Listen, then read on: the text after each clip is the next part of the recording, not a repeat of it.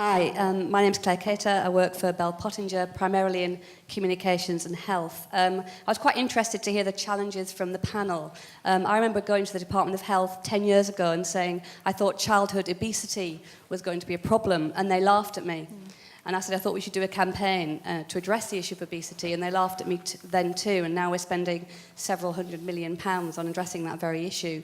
Shouldn't we be focusing on what the Baroness said, which is what is the potential impact of technology? There's no doubt that some of it is good, but we need to be able to measure it because it's particularly those socially excluded groups that are going to be particularly vulnerable. And so, you know, surely we can't argue that the research is absolutely necessary to see what the potential impact is. So at least we can at least calorie count our equivalent, because like red wine, we all know a glass is good for us once a night, but I'm currently about to release a report on liver disease, and people are dying at hugely young age, 58 and 60, far younger than by cancer, but no one is that terrified of it. So surely we should get on with it, do the research, find the potential impact, and focus on those people who are at risk of this. And we aren't all at risk, but some people, I think, are probably, no doubt are, but let's prove it. Thank you. Again, the obesity issue. I was surprised myself when I found that paper linking body mass index in healthy people, not even morbidly obese people, body mass index negatively correlated with the prefrontal activity. So I found that very interesting. I mean, Martha said the same thing. I'm not against doing the research. It's just it has to be structured in a way that can teach us something that's practical. And it's such a wide topic, this, that, you know, if it's focused on one aspect of this, it could lead, and we use that to make a huge generalisation, it could lead us to make, you know, mistakes, frankly. Is how do you control how this is interpreted? Because the MMR thing showed really clearly that we have a journalistic community unable to interpret scientific data, that including John Humphreys, and created a vast, especially John Humphreys, yes, which created a vast amount of anxiety, which parents then overreacted to and exposed their children to risk. But without going to MMR, how do we ensure that this debate remains balanced and doesn't turn into Twitter will kill you tomorrow?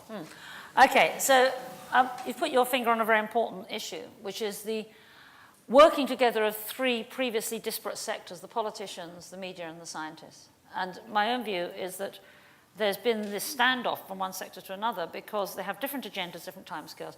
A scientist can only be a scientist if they have money to do their research. That's what they care most about. Yeah? And their timescale is years. A politician can only be a politician if they're able to stay in power. And their timescale is 1 year, say.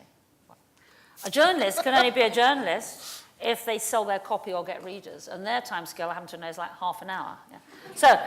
So you've got these nano laboratories. Yeah, exactly. So you've got these three different groups of people who are suddenly, because of the society in which we live, which previously, you know, didn't mandate technologies being central to life, now does, they can't understand each other. Yeah? So, and this is the wonderful plug, which makes it sound like a planted question. What we have here is the Science Media Centre at the Royal Institution, which some of you may be familiar with, which offers the print and broadcast media a range of scientists with varying views who are authoritative scientists, allowing you, the journalist, to draft whatever copy, make whatever program you wish, drawing on at least proper scientists, not sensationalists, scaremongers or hypers. And we offer that, and we're very proud of that. It's been going for 4 years now. If you want to know more about it, we can talk about it over drinks. But I'm enormously proud that it's our start. You know, it's not the answer. You know, it's not the complete solution, but it's a start for bringing together scientists and media people to talk together. The politicians, again, the fact that this got such an airing was I gave it as a speech in the House of Lords first, yeah? Which I'm very proud of our House of Lords because we have a lot of people with science credentials or some kind of science familiarity. So that kind of discussion is entertaining. We had a big debate on stem cells a little while ago, for example. So we are getting there, but we are overcoming, as always, the terrible thing, which is bigotry and prejudice, as always, which is the hampering of progress. But I think it is an issue, and if there's any journalists or scientists, you know, they have a duty to try and deliver not just something that will sell papers, but something that's vaguely the truth. Would be helpful. Okay.